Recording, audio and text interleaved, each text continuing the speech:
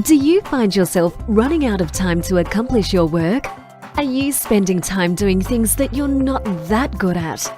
There are effective ways to outsource these tasks so you can focus on your business. This is the Virtual Success Show. We bring the inside scoop on outsourcing success for entrepreneurs by entrepreneurs. And now, here are your hosts, Matt Maloof and Barbara Turley. Hey everyone, and welcome back to another episode of the Virtual Success Show, where I'm joined by my co-host, Matt Maloof. Hey Matt, how's it going? Hey Barb, I'm well, and yourself? I'm really good, thank you, really good. As we're about to talk about today, I'm in the throes of motherhood, so it's been a lovely journey, but obviously a challenging one in terms of running your business and setting things up so you can do podcast recording like this, etc. So a unique experience. Absolutely. Which brings me on to today's show. So obviously we're going to talk about how to fire yourself from any business, I guess. And what we're going to focus on, guys, for the listeners, we're going to focus on actually my experience of having a baby. Because, you know, as a woman, when you're pregnant, you've got this kind of deadline looming that doesn't move, and it's not going to change. In fact, it might even move closer. So you're under a lot of pressure all of a sudden to fire yourself from your business if you're running your own business. But as Matt and I were talking about earlier before the show, this would apply to any sort of life event, or if you just want to work more on your business or have a business that runs itself. With a team. So it really doesn't matter if you're not pregnant or if you're a guy or if you've got a wife having a baby, I guess. This can apply to anything. I mean, Matt, you've done this in a couple of businesses too, haven't you? Yeah, I have, yes. And just to add to what Barbara's saying, if you really want to enhance and grow your business faster, what we're going to talk about today is essential to fast growing businesses. Yeah. So although we're talking about and I'm really going to focus on, my experience of doing this because the trigger for me was pregnancy. But the trigger for you could be something, it doesn't matter what your trigger is, what your reason is, but the steps that I'm going to talk to you about here would apply to anybody. But I guess there'll be a few women with their ears pricked up all of a sudden, wondering how they can get their business to actually grow bigger rather than grow smaller while they have a baby. That's the key thing here. So I guess to kick off, what I would say is, Matt, you were asking me sort of what's the key points I want to cover here. Well, I think the first one definitely, so I'm going to focus on the women thing, I guess, but I see a lot of women, when they decide they want to have a baby or they find out they're pregnant, they start to contract rather than expand in terms of business. Now, this can be in their corporate career or in running their own business or whatever they're doing. But what I would say is the first thing you have to achieve here is to think in an expansionary mode rather than a contraction mode, because fear makes you contract. And as a business owner, you start to think, well, if I start to kind of close it down a bit so that it's safe to take time off and nobody's going to need me, well, then you're just going to contract your income and your business can stall. Whereas if you think expansionary, and you think, well, how could I continue to grow my business and hit my goals without me being there? That's a mindset shift that you absolutely have to get into, and you've got to get into it pretty quickly. So you're the king of mindset, Matt, so I'm sure you've got a point to make here. I do. Well, I've actually got a question. So when you found out that you were pregnant, Barbara, was it easy for you to have that expansion mindset, or did fear come up for you? No, but I would naturally have my personality type is more the expansionary. So all I was thinking was, I did have fear, but my fear was this. My fear was, oh my God, if I don't grow this thing bigger and make more money and have it pumping more, I'm going to have so much stress and chaos when this baby arrives. So I knew that for me, the fear was that I wouldn't grow it bigger and I wouldn't delegate enough and that I wouldn't have enough, I wouldn't do the things that I was trying to do. There was never a question for me that going smaller was the right way to go or the safer way to go. And I love that mindset, the fear of if I don't grow it bigger, it's actually going to be more stressful. Yeah, because if you have a business, even if you try and close it down a bit, I think that would be more stressful because it's still a business. You can't just walk away unless you close it completely. And then you've got to start all over again when you're exhausted with motherhood. So, definitely For me, it's, you have to think in an expansionary mode straight away. How can I get bigger? And to add to that is that when you grow your business, there's more free cash flow to invest back into good people. Whereas if you contract it, you normally have to get rid of the good people in order to afford the business to continue. And so I think it's a really important point that Barbara makes, and I think all the listeners should really to hone in on this, is that expanding your business, whilst in the short term may seem a little bit more stressful, in the long term is actually easier. And I think that's what holds a lot of people back. And look, if you do go contractionary, the issue is you may think, oh, well, I'll just do that for a few months. The reality is with anything, going small and trying to start up again, oh, God, man, that is very tiring. I mean, I really I wouldn't recommend anybody go that route, regardless of what you're trying to do. Even if you want to take 6 months off and travel the world, plan it and go bigger before you go small. Don't go smaller. Excellent. So that's key point number one. And what was next, Barb? So number two, the next thing for me was, now it was a little bit different for me because I was planning pregnancy. So I just didn't wake up one morning and find out accidentally I was pregnant. So I had a bit more time. But my second point is you've got to strategically plan for this. So if you're planning to have a baby or whatever you're planning to do, or if you just find out that you're pregnant, right? And that, you have to immediately go into strategy mode. You cannot bury your head. You've got to plan this thing. It's going to take you, I would say 6 months. It's going to take you 6 months to do this. You could do it in 3 if you were very onto it. But, if I take the pregnancy experience, I probably could have done it in 3 months. But I was quite tired, and I was, the sickness and stuff in pregnancy, there's all these other challenges that you face. So I went heavily into strategy mode. I looked at my business from all the different angles of what are the different areas that need to be covered? And I focused heavily on the stuff that I was doing first. And I thought to myself, how do I take myself slowly out of every single process? And then the final one for me was sales, because I was doing sales, as you know. So I planned the exit from the smallest process first, and then right up to where I was exiting from the sales process about 3 months before the baby was due. Because what happens if the baby comes early?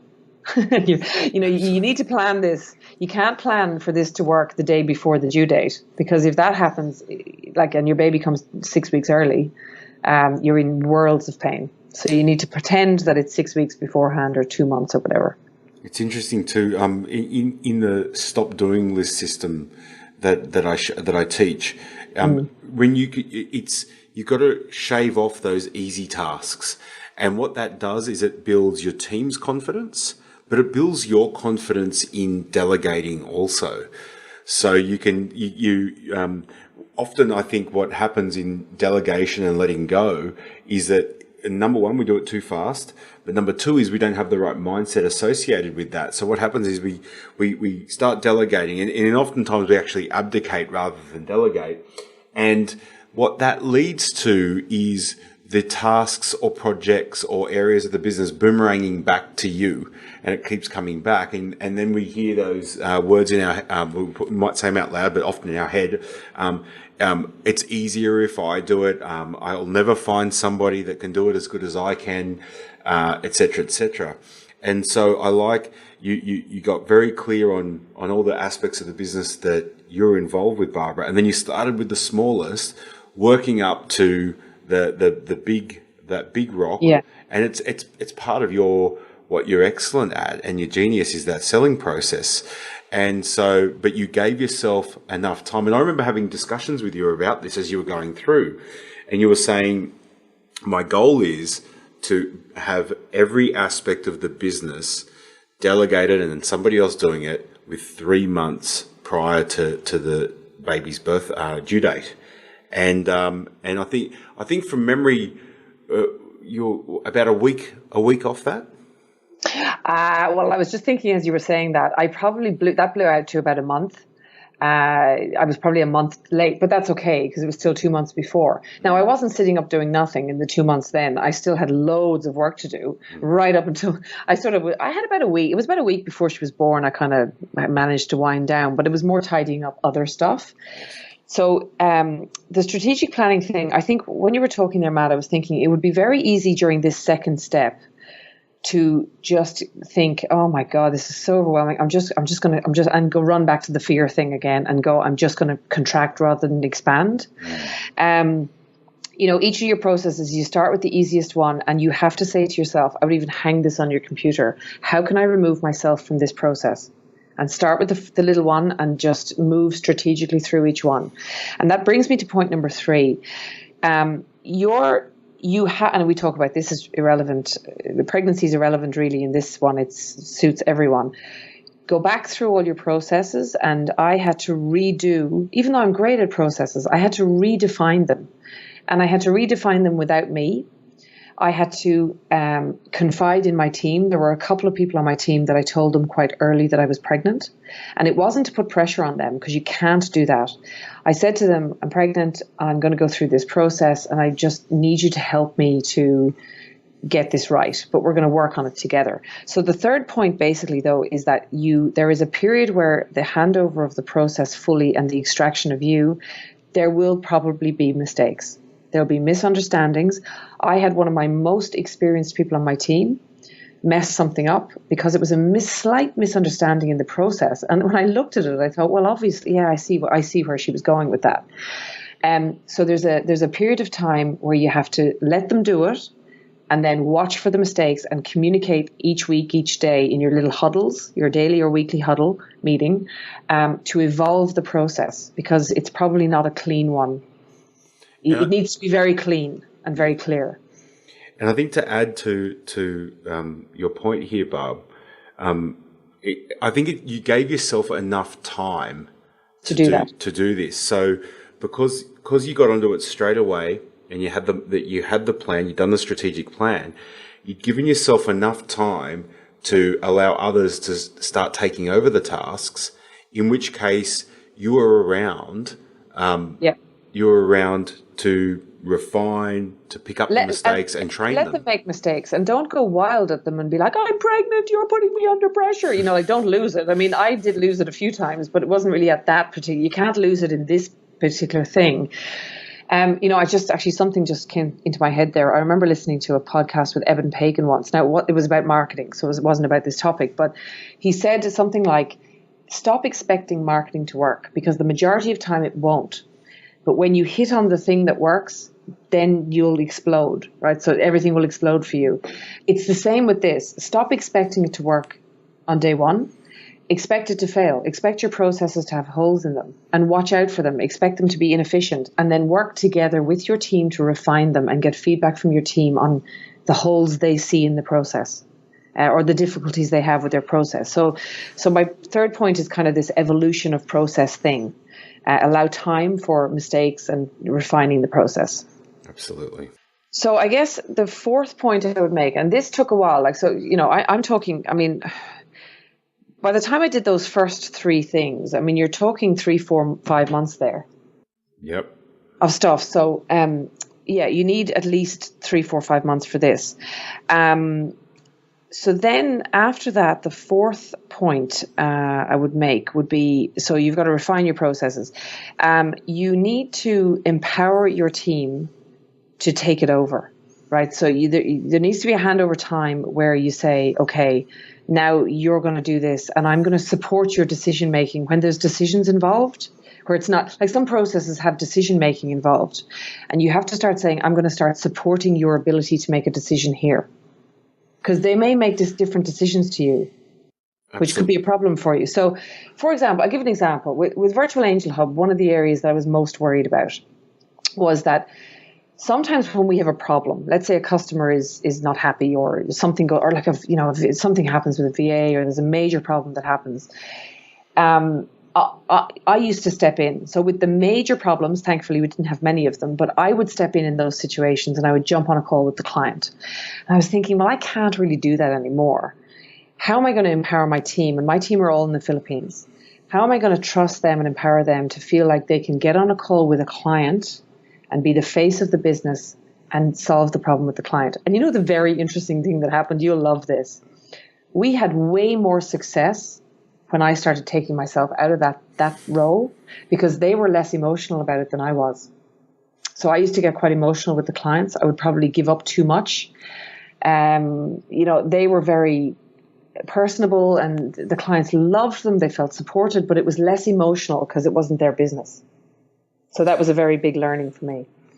And I think just on this point here in supporting their decisions and the like, there was something you actually said before the show, which we haven't mentioned yet, which was your intention in all of this was to ensure that you could enjoy motherhood.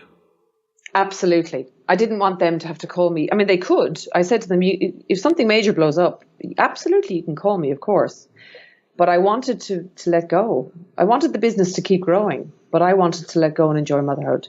And unless you support decision making and teach them how to make decisions, allow them to observe your decisions, understand why you went this way instead of that way, but also to empowering them to step into their role, it'll always fall on your shoulders, and you'll never leverage, you'll never let go, you'll never have somebody else be able to replace aspects of the business that you do. Yeah, I think so. Then the sort of fifth one for me, the final one, there is a point. I mean, obviously having a baby, as I said, is kind of an immovable. It's something that's going to happen. But what I remember getting all the team together, and we had many discussions like this through the 6-month period that I spent doing this. But I got them all together, and I was like, guys, I'm so proud of you guys, and I really feel supported, and I hope you guys all feel like, at this point you kind of know what you're doing. But what I said to them then was, I said, look, stuff is going to go wrong, stuff's going to happen. Hopefully nothing major happens, but if we do have a major scenario and I'm in hospital, for example, and you can't call me, you guys need to know that you're capable of dealing with it. And what you have to do is come together and support each other, have a little huddle together and discuss what you think you should do. And I will support whatever happens and whatever decisions you guys make, regardless of whether it was a disaster or you've got this, and I will support whatever you decide to do. And I gave them the confidence to say, I'm not going to come back and go, why did you do it that way? I told you not to do that. Like, I wasn't going to come back and go mad. I was going to come back and go, okay, I see why you made that decision. And look, you did what you had to do at the time. And so if we just read between the lines here, listeners, a couple of things.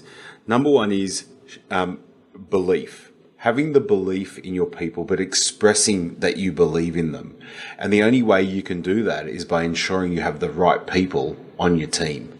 Barb, would you agree with me that if you didn't have the right people in the right seats, that conversation at that time would have been a lot more challenging? Definitely. And there was one person on the team, I'll be honest, that was sort of hit and miss. And I mean, this is a different conversation, but I probably left that person in place for too long, etc. But it worked out fine while I was away. But that person is now no longer on the team, put it that way. And nothing went wrong. It just became very apparent to me that I couldn't really trust that person would keep the ship moving. They were hit and miss with the work, and their KPIs were always off.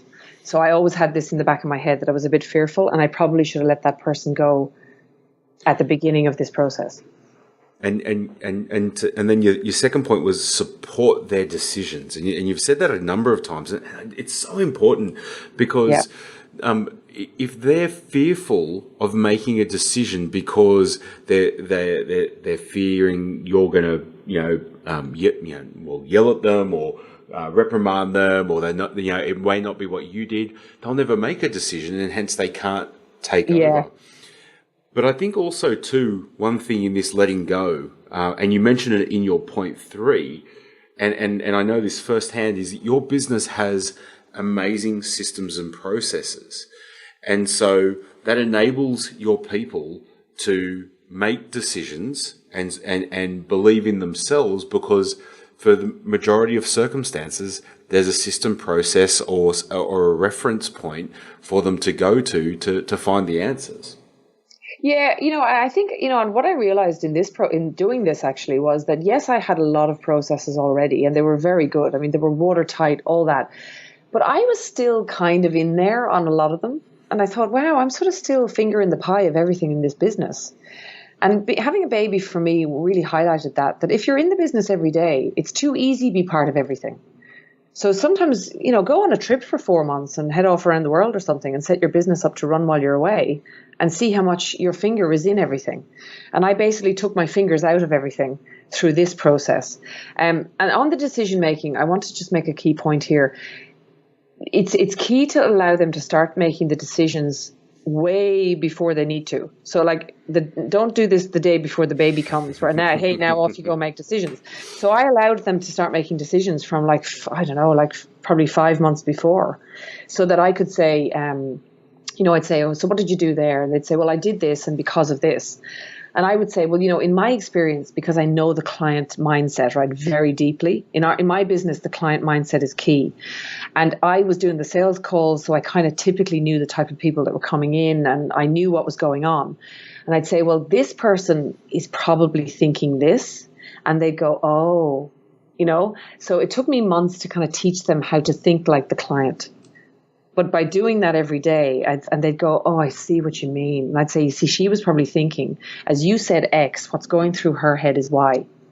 And that was pivotal to them being able to make confident decisions later, because they felt that they just felt that they understood the mindset of the client. Now, this is very specific to my particular business, but now today, I'm back on deck now, and I don't do any of this. I didn't go back. Now all I work on is this podcast, a little bit of marketing. I don't even do sales. I still kept my sales guy because he was doing such a good job. Now, just on the sales point, though, those of you out there who have sales as part of their business, handing over sales is tricky because if you do it yourself, you need a sales script. I'll say it very slowly. It took me about 2 months to write the sales script. Painstaking. I hated doing it, but it worked a dream because he got an opportunity to speak. All the points were covered. He knew what to say. All that sort of thing was clear. So it worked really well for us. Fantastic. And a way to even potentially fast track that is to get some recording on your calls and actually get them transcribed. And you'll actually see the common things you're saying, and then you'll be able to piece your script together. But I think to Barb's point, you've got to take the time to actually work on the most important pieces and get clear on where could this process or where could this function of the business fall down? Where is it that I'm propping it up? What are the things that I'm constantly what are the fires I've got to constantly put out, or the conversations I'm constantly having, and then get clear on how you can script that, systemize that, train that. I think it's critically important. I was thinking as you were talking there, Matt, this was a 6-month process for me. Now, I'm good at systems and processes, and I'm very good at delegation. And this still took me 6 months, even though I had a business already that was quite well oiled. It took me 6 months to create this.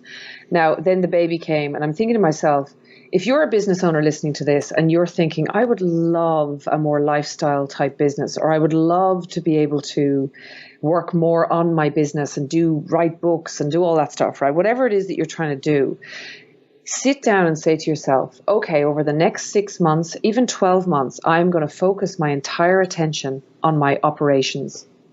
My business, the operations of your business is huge, right? And when you nail the operations in the back end, you can go marketing all day, and you know that the back end of your business can cope with whatever's coming through the door.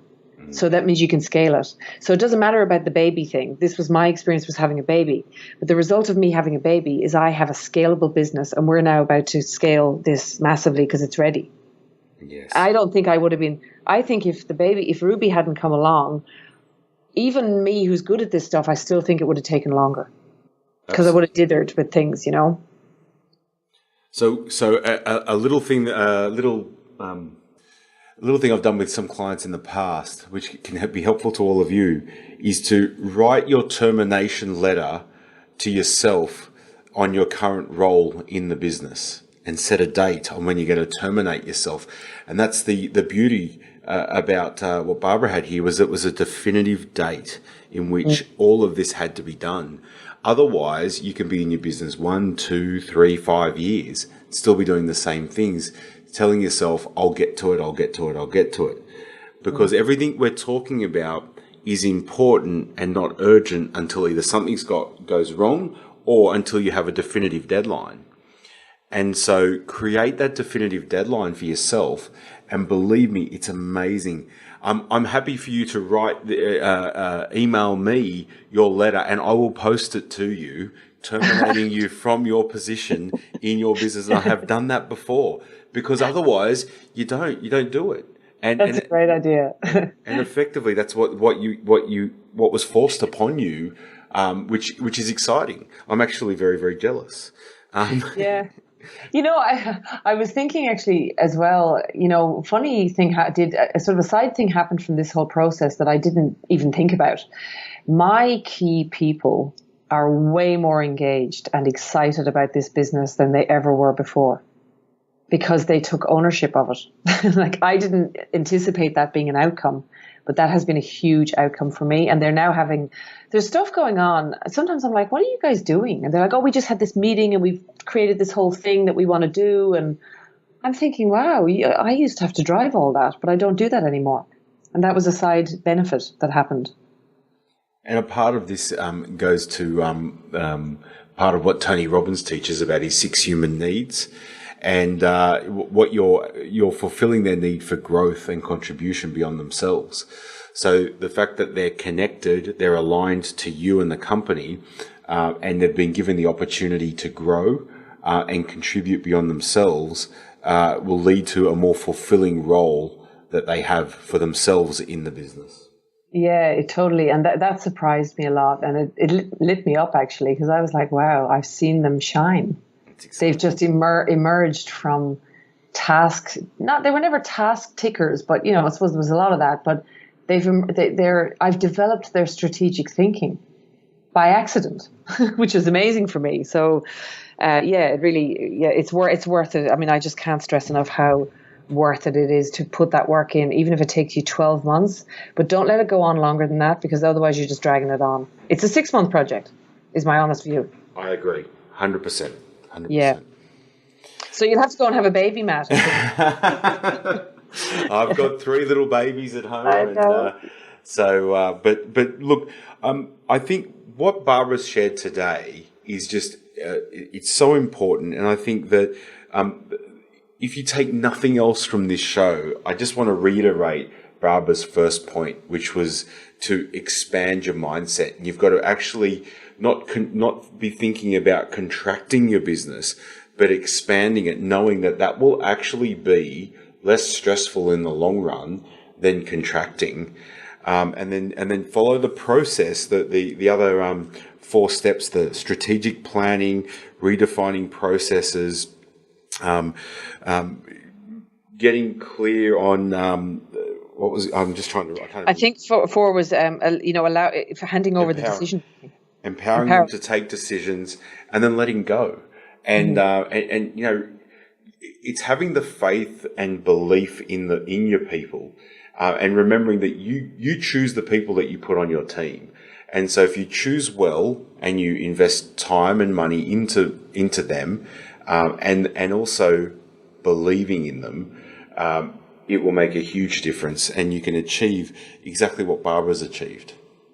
Yeah. 100%. It's something I'm going to talk more about, especially in the women's sort of space in the next year. So I really feel passionately that, I know a lot of women, and this is a generalization, but they tend to contract rather than expand in this particular situation of pregnancy. It's a natural fear, I guess, because you want to protect yourself, but actually you're setting yourself up. You're putting risk onto yourself a lot by doing that. Yeah, I agree. Yeah. I agree. Great. So this was such a close show to my heart. I really wanted to do this one. So thanks, Matt, for facilitating the discussion on this. No worries. And thank you for sharing. And if you found this useful, we'd love to hear your comments. Please share the show with others. And also write to us on the Virtual Success Show Facebook group.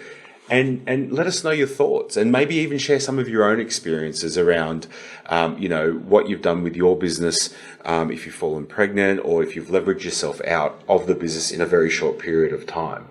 And I'd love to say thanks to Barbara for being so open and sharing your own experience with us. Yeah, yeah. It wasn't all highs. There was a couple of lows, but you expect that too, I guess. That's part of it. Accept the lows. Absolutely. Thanks, Matt. Thanks, everyone. Thanks, See you everyone. next time. Thank you for listening to the Virtual Success Show. If you found this show helpful, take a moment to share it with a friend so that we can all grow together. Find out more about the inside scoop on outsourcing success by going to our website, virtualsuccessshow.com. Until next time, thanks for listening.